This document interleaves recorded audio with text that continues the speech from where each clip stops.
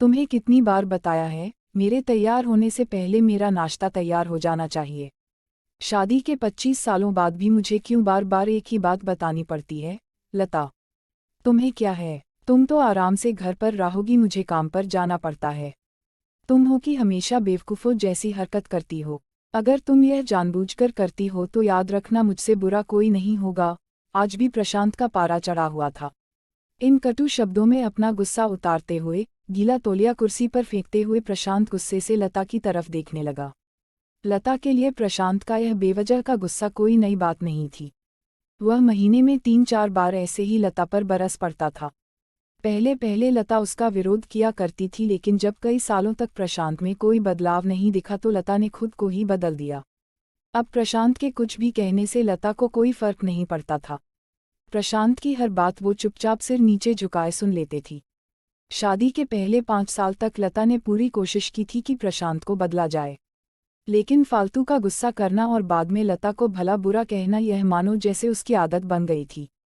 कोई भी वाद विवाद होता तो प्रशांत सीधा लता को बोल देता, अगर मैं तुम्हें अच्छा नहीं लगता तो क्यों नहीं चली जाती अपने मायके? क्यों रहती हो मेरे साथ? इतना सब कुछ होने के बावजूद लता प्रशांत के साथ रहती थी क्योंकि उसे अपनी बेटी की फिक्र थी। और वह जाती भी तो कहा, अपने बूढ़े हो चुके माँ बाप को इस उम्र में परेशान करना वह नहीं चाहती थी। समाज और लोग क्या कहेंगे, यह भी तो उसे देखना था। वह इतनी पढ़ी लिखी भी तो नहीं थी कि खुद जाकर कोई नौकरी कर सके और अपना और अपनी बेटी का पालन पोषण कर सके। लता को अब अपनी फिक्र नहीं थी।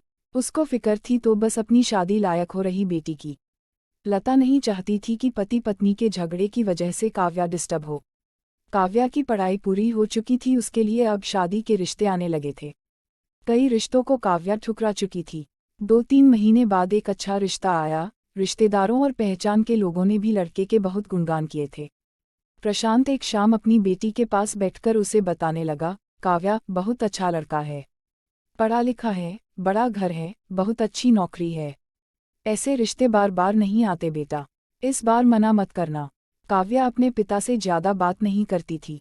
शायद डरती थी या शायद नफरत करती थी, लेकिन आज वो अपनी पूरी हिम्मत इकट्ठा कर बोली, मुझे अभी शादी नहीं करना है पापा।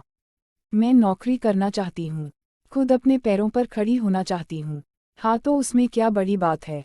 मैंने लड़के से बात की है, वह तुम्हें किसी बात के लिए नहीं रोकेगा। तुम शादी के बाद भी नौकरी कर सकती हो, वह तुम्हें नौकरी के लिए परमिशन दे देगा।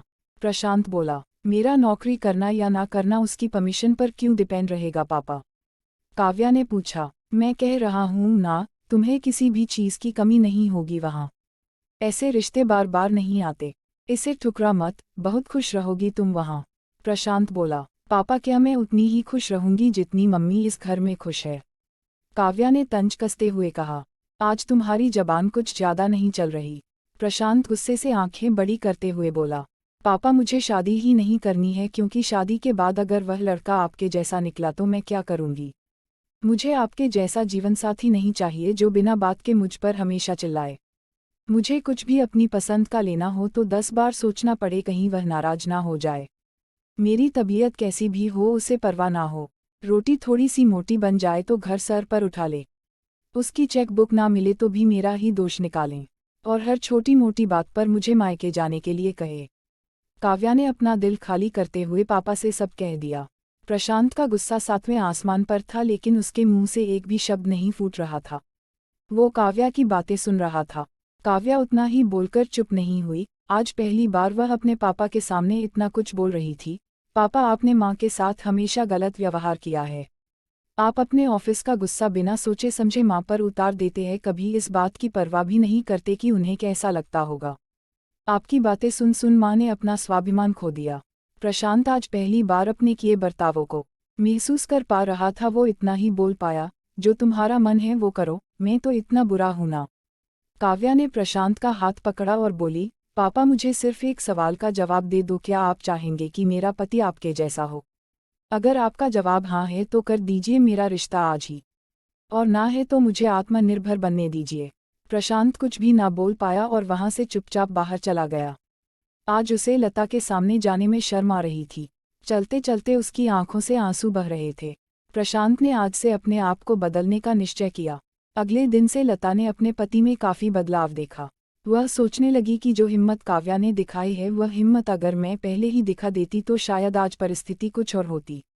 अब काव्या पढ़ लिख कर अच्छी नौकरी करने लगी थी और 3 साल बाद उसके लिए एक अच्छा रिश्ता आया और उसकी विदाई पर प्रशांत बोला, बेटा तू हमेशा खुश रहेगी क्योंकि तेरा पति तेरे बाप जैसा नहीं है। प्रशांत की यह बात सुनकर लता और काव्या की आंखों से आंसू बहने लगे। दोस्तों, हमारे समाज में औरतों को भले ही देवी का दर्जा दिया जाता है लेकिन वह स्वतंत्रता नहीं दी जाती जो उन्हें देनी चाहिए। उन्हें बचपन से ही बताया जाता है कि वह पराया धन है। स्कूल से आने में देर हो जाए तो पिटाई मिलती है।